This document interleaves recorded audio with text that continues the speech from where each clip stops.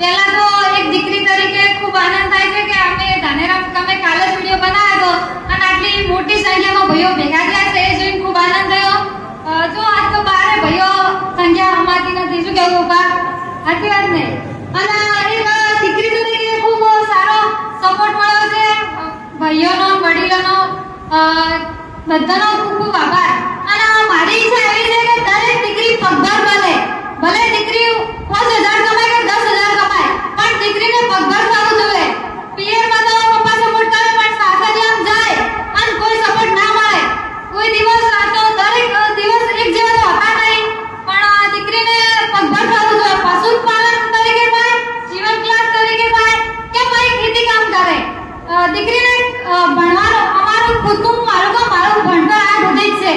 કારણ કે પહેલા અમારી એવી પરિસ્થિતિ નથી કે અમે આગળ ભણવાનું કર્યો. પછી ઈચ્છા આવી થઈ કે પપ્પા જોડે કામ શીખવું છે. ત્યારે એવું થયું કે જીવનમાં કોઈ કર્યું ના કે ભણીને આગળ જ્યાં બધાને દીકરીઓ આગળ ભણી, પણ આજ એવો અફસોસ નથી કે હું નથી ભણી.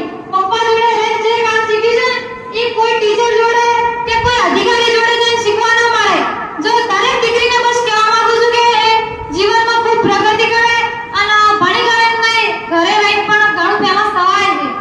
અમે જો ભણેલા નથી પણ આજે આખી દુનિયામાં નામ બનાવ્યું છે. મને ખૂબ આનંદ થાય છે કે હું ભણ્યા વગર પણ આટલી ફેમસ છું. તો તમે પણ તમારી દીકરી હોય કે વહુ હોય, ગમે તે કામ કરવા માંગતી હોય તો સપોર્ટ કરજો.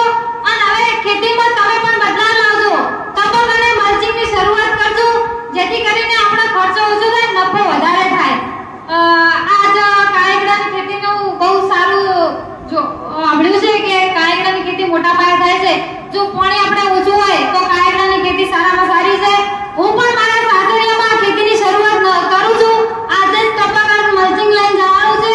પહેલા ગલગોટાની ખેતી કરવાની છે, કાળીગડાની પણ કરવાની છે. તો શરૂઆત બધા અડધા વીઘાથી અને વીઘાથી કરે એવી બધાને શુભકામનાઓ આપું છું. જય જવાન, જય કિસાન.